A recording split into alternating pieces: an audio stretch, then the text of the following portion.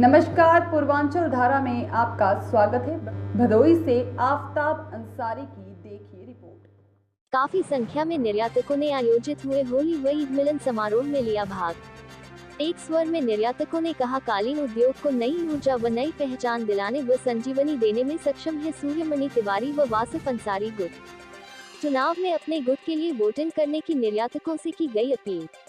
कालीन निर्यात संवर्धन परिषद CEPC के प्रशासनिक समिति के सदस्यों के चुनाव को लेकर एक गुट द्वारा सोमवार की देर शाम नगर के चौरी रोड कारपेट सिटी के सामने स्थित एक व्यावसायिक प्रतिष्ठान में होली एवं ईद मिलन समारोह कार्यक्रम आयोजित किया गया, जिसमें काफी संख्या में कालीन निर्यातकों ने भाग लिया।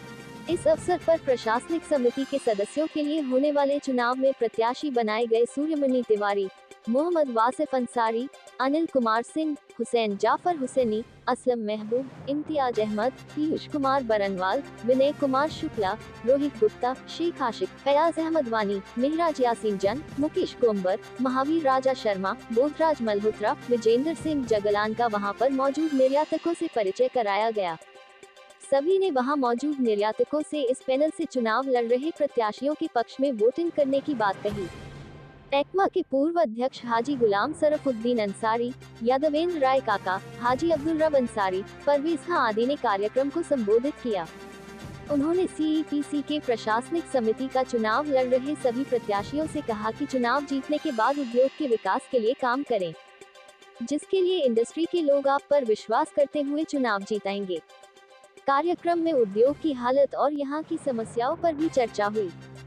सभी प्रत्याशियों की तरफ से कालीन निर्यातक सूर्यमणि तिवारी, पीयूष कुमार बरनवाल, कैप्टन मुकेश कुमार गोम्बर, राजा शर्मा ने भी अपनी अपनी बातों को रखा और उद्योग के हित में कार्य करने तथा इंडस्ट्री की हर समस्या के समाधान का विश्वास दिलाया। कहा गया, हम लोग चुनाव पद प्रतिष्ठा के लिए नहीं लड़ रहे हैं, बल्कि कालीन उद्योग को बढ़ावा देने व कुछ कर गुजरने के लिए चुनाव लड़ रहे हैं। कहा, आने वाले समय में उद्योग कालीन निर्माण में नंबर 1 रहेगा। हजारों की तादाद में विदेशी आयातक आएंगे और उद्योग से जुड़े सभी लोगों का मार्ग प्रशस्त होगा। कहा, हम लोग किसी की आलोचना या बुराई नहीं करते, हम उद्योग को बढ़ावा देने की बात करते हैं। हमारे सामने सबसे बड़ी चुनौती MSME है, जिसके लिए सरकार से बात भी हुई है। चुनाव बाद उस समस्या का हल जरूर निकलेगा। कहा, भदोही में इंटरनेशनल कालीन मेले का आयोजन हम लोगों के प्रयास से संभव हुआ। हम लोगों को 2.5 वर्ष तक सिर्फ परेशान किया गया, उद्योग को बढ़ाने में बाधाएं डाली गई। कहा, कुछ ऐसे लोग हैं जो इंडस्ट्री को बर्बाद करने पर तुले हुए हैं। सरकार बुनकरों और निर्यातकों के बढ़ावा देने की बात करती है, लेकिन हमारे यहाँ कुछ लोग ये सोचते हैं कि छोटे एवं मझोले निर्यातक जिनके पास काम नहीं है वह फर्जी निर्यातक है। कहा, कुछ लोगों ने अपनी ईगो, अपनी सोच के लिए हम सबको बहुत कष्टकारी दौर से गुजारा, लेकिन हम लोग उससे संघर्ष कर सफलता अर्जित की। वहीं एक स्वर में निर्यातकों ने कहा, कालीन उद्योग को नई ऊर्जा व नई पहचान दिलाने व संजीवनी देने में सक्षम है सूर्यमणि तिवारी व वासिफ अंसारी गुट। इस मौके पर वेद प्रकाश गुप्ता, हाजी अख्तर अंसारी, उमेश कुमार गुप्ता मुन्ना, फिरोज वजी, शमीम अंसारी, राशिद अंसारी, परवेज अंसारी, परवेज कारपेट, इफ्तेखार अहमद, फहद अंसारी, इश्तियाक खां छू, ओंकारनाथ मिश्र बच्चा, हाजी एजाज महमूद अंसारी, इशरत वजी, नीरज बरनवाल, सुहेल अकबर अंसारी, राजीव गुप्ता, खुर्शीद अंसारी, असद अंसारी, जुनेद अंसारी, मुश्ताक अंसारी, जावेद अंसारी, हाजी शफकत इमाम सिद्दीकी, वसीम अख्तर सिद्दीकी, फहीम अख्तर सिद्दीकी, चंदू खां, सिकंदर आजम, फिरोज अख्तर सिद्दीकी, नफीस दायक, राजू दायक, नदीम अंसारी आदि प्रमुख रूप से मौजूद रहे। कार्यक्रम का संचालन एक्मा के पूर्व मान सचिव पीयूष बरनवाल ने किया। इससे अधिक मैंने आज तक तो भीड़ नहीं देखा है, शायद आप भी नहीं देखे होंगे। पिछली बार भी आप किए थे, इसका आधा थे। इस बार तो हमको लग रहा है कि पूरी भदोही मिर्जापुर सब एक हो गए हैं। इसी के साथ मैं पूरे अपने एक्सपोर्टर्स को इतने यहाँ पे आने पे और हम लोग के साथ और शर्मा जी, कैप्टन साहब, हमारे सुमन भैया, जितने भी लोग हैं हमारे, मैं नाम लोग तो बहुत ही छोटा पड़ जाए, खासकर हमारे एक्सपोर्टर्स लोग कितने बड़े उत्साहित हैं इस सभा को सुनने के लिए। एक बार जोर से ताली हमारे ग्रुप के लिए, सब कुछ बहुत इस बार राय के साथ आगे जरूरत नहीं पड़ेगी। नमस्कार। देखिए, उनकी रिप्रेजेंटेशन बोर्ड में कैसी रहेगी ये बोर्ड का मेंबर आपको बता सकता है, न कि बोर्ड के बाहर जो मेंबर बैठा है वो बता सकता है। मैं बोर्ड में बैठ के आपको वसूख के साथ कहता हूँ कि ये आपके वकील हैं और आपकी बात एक एक करके उन्होंने मना के रखे हैं। एक एक बात वो दुबई अपनी भदोई मार्ट की हो, इंश्योर किया इन सब लोगों ने। हमारे साथ बहस करते थे कि नहीं, हम चाहेंगे कि भदोई में मैक्सिमम वोट आ जाए, हमारा मैक्सिमम बिजनेस आ जाए, हमारे जो कालीन जो हमारे नए नए मैन्युफैक्चरर हैं उनको अपॉर्चुनिटी मिल जाए। आप जो लोग बोलते हैं कि भाई आप लोग ये आपकी रिप्रेजेंटेशन, आपकी वकालत करते हैं, मेरे ख्याल से आपके भाई लोग इससे बेहतर रिप्रेजेंटेशन कोई नहीं हो सकती है, जितना मैं वसूख के साथ कहता हूं कि आपकी यूपी की जो आज हमारे इंडस्ट्री की भी मैं किसी का नाम नहीं लेना चाहूंगा, लेकिन एक शख्स जो 2021 में चुनाव हारता है और हारने के बाद उस हार को कबूल करने के लिए भी हिम्मत चाहिए। आप चुनाव जीतते हैं, हारते हैं, ये दुनिया का क्रम है। हम लोग प्रयास करते हैं किसी बायर से ऑर्डर लेने के लिए, किसी को मिलता है, किसी को नहीं मिलता। क्या आप उसकी जड़ खोदने में लग जाते हैं कि जिसने हमको ऑर्डर नहीं दिया, जिस एजेंट ने हमको ऑर्डर नहीं दिया, जिस बायर ने हमको ऑर्डर नहीं दिया, हम उसके साथ गाली गलौज करेंगे, हम उसके साथ मार पिटाई करेंगे, हम उसकी गाड़ी भिड़वा देंगे? तो आज मुझे बहुत अफसोस है, मतलब ये मैं किसी चुनाव के चलते नहीं कह रहा हूं, ये मेरे दिल की पीड़ा है कि और हमारे बड़े सीनियर लोग इंडस्ट्री के उस कार्यक्रम में साथ लग गए, बिना ये सोचे, बिना ये समझे कि हाँ इसका कोई बेहतर हल निकाल सकते हैं। जो बातें हमारे बीच में हो रही हैं, फर्जी वोटर की बात होती है, कहते हैं कि 500 फर्जी वोटर हैं। मैंने मुझे तो नहीं दिखता इस इंडस्ट्री में जितने लोग मंच पे आज सुरमणि तिवारी जी बैठे हुए, एक उदाहरण है। आपने अपना कैरियर शायद अब ये बोलेंगे तो बताएं कि स्कूल के मास्टर से इन्होंने शुरुआत की है और इतना बड़ा अंपायर यहाँ से लेके अमेरिका तक है। आप जिसका आज एक्सपोर्ट नहीं है, क्या वो फर्जी हो गया? माने जिस किसी एक्सपोर्टर के पास मान लीजिए काम नहीं है, अगर वो फर्म रजिस्टर कराता है, वो एक्सपोर्ट करना चाहता है, तो क्या वो फर्जी एक्सपोर्टर की श्रेणी में आएगा? आज भारत सरकार हो, प्रदेश सरकार हो, आज इस बात की नुमाइंदगी कर रहे हैं कि जो बुनकर है उसको आगे लाना है, उसको फेयर्स में पार्टिसिपेट कराना है, उसको आगे बढ़ाना है। और हमारे कुछ दोस्त जो नई फर्म रजिस्टर करा के जो किसी भी रूप में क्या काउंसिल में आते हैं, वो वोट देने के अधिकारी नहीं है।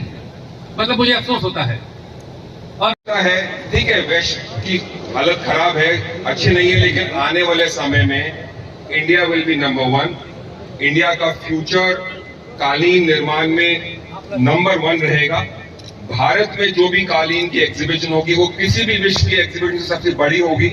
और ये वादा मेरा नहीं है, हम सबका मिलकर साथ करने का वादा है, क्योंकि जो इंफ्रास्ट्रक्चर सरकार ने दिल्ली में खड़ा कर दिया है वो वाकई ही एकदम काबिले तारीफ है। और अगर हमको मौका मिलेगा तो हम दुनिया भर के मैन्युफैक्चरर्स, एक्सपोर्टर्स को यहाँ बुलाएंगे और कोई भी बायर ऐसा नहीं रहेगा जो यहाँ आने से चूक जाएगा, और हजारों की तादाद में कारपेट के बायर आएंगे। ये वादा हम आपसे करते हैं और वो मैं फ्यूचर देख रहा हूँ और मुझे लग रहा है कि ये संभव है। नंबर 1 खुशी इस बात की भी है कि जो वातावरण है, जो माहौल है, वो यहाँ पे किसी भी वक्ता लाक्षेप जो लगते हैं वो लगते रहते हैं। मेरे बारे में 100 बातें बोलेंगे, हमारी टीम के बारे में 100 बातें बोलेंगे।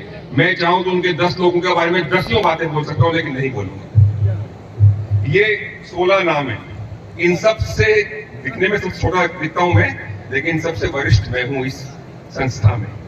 2 साल 2009 और 10 में रहा था, 3 साल 16 से 19 तक रहा था और 2 साल अभी रहा हूं। कुल मिला के मैं 7 साल गोवा में रहा हूं। कोई 30 साल वाला यहां नहीं है।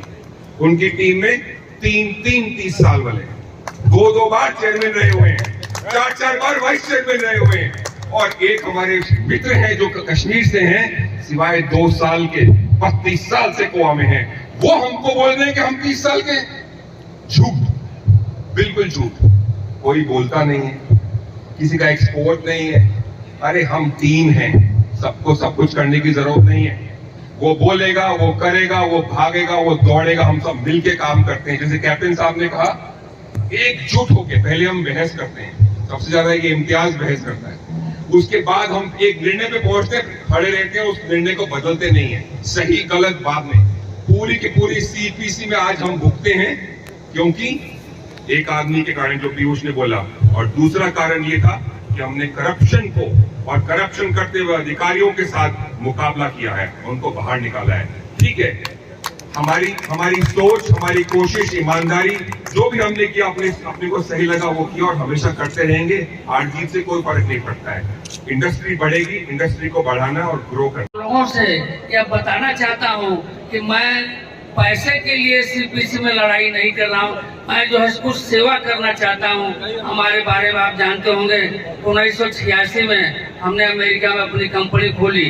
मैंने तो शुरू में अपनी कंपनी खोली, लेकिन मुझे इस बात का बड़ा गर्व है, इस बात का हमारे लिए बड़ी अच्छाई है, 170 एक्सपोर्टर हमारे देश के, भदोही के, जयपुर के, पानीपत के अपना एक्सपोर्ट कर रहे हैं। इससे हमारे क्षेत्र का भला हो रहा है। तो यह एक विजन की बात है। तो मैं बताना चाहता हूं कि हम लोगों के पास विजन है, हम लोगों के पास मेहनत है, हम लोगों के पास ईमानदारी है। पद के लालच बस ये ऐसा नहीं है, कुछ कर गुजरने की इच्छा है कि अपने परिवार के लिए किया गया कुछ। जिस इंडस्ट्री से हम सड़क छाप थे, हम शुक्रगुजार हूँ आपने मुझे मौका दिया। सबसे पहले तो मैं यहाँ पर आए सभी लोगों का बहुत शुक्रिया अदा करना चाहता हूँ। और एक बात मैं आप लोगों की याद दिलाना चाहता हूँ, 2 टीमों की जो बात हो रही है उसमें आपने अब व्हाट्सएप ग्रुप से आपने अंदाजा लगा लिया होगा, कहीं संस्कार से बड़े लोग हैं तो कहीं दौलत से बड़े लोग हैं। आपको ये चुनना है, संस्कारियों को चुनना है या दौलत को चुनना है। दौलत तो आती जाए रहेगी, और ये वो सब जमीन है, कारपेट इंडस्ट्री ये वो जमीन है जो जमीन से उठाती है आसमान पर ले जाती है, और आसमान से उठाती है जमीन पर ले जाती है। ये इस इंडस्ट्री की सच्चाई है।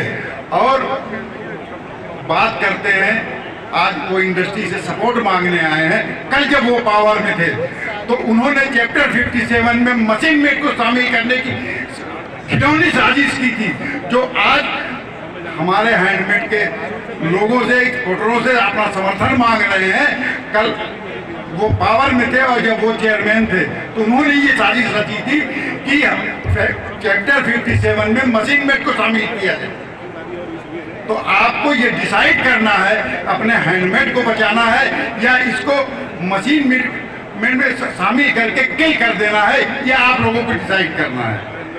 तो मैं आप लोगों से एक बार दरखास्त करूंगा, आप लोग जो भी फैसला करें, ये आपका वोट है। आप बखूबी बहुत समझदार लोग हैं, आप बहुत सोच समझ के ये इंडस्ट्री, यही हमारी माई बाप है। हम इसी से, वो लोग जो दिल्ली में बैठे हैं और मशीन में और फैक्ट्रियां चला रहे हैं, वो हमारा हाल पूछने नहीं आएंगे। हमको यही इसी जमीन में रहना है और यही खाना है, यही जीना है, यही इसी इंडस्ट्री में जिंदा रहना है। तो आप लोग मैं आप लोगों का बहुत शुक्रगुजार हूँ, और पीयूष भाई का कि आपने हमें मौका दिया 2 मिनट बोलने का। मैं बहुत बहुत शुक्रिया, बहुत बहुत धन्यवाद। आप फाइनल कर दीजिए। थैंक यू रब साहब, थैंक यू। बाकी तो आपके सहयोग और आपके प्रेम की हमेशा हम लोगों को मिलता ही रहा है। Thank you. हम सब लोग यहाँ से कैंडिडेट हैं, आप सब लोगों का वोट, आप सब लोगों का सपोर्ट, आप सब लोगों का स्नेह हम लोग। सब्सक्राइब कीजिए हमारे चैनल को और बेल आइकॉन को दबाइए हमारी लेटेस्ट वीडियो सबसे पहले देखने के लिए।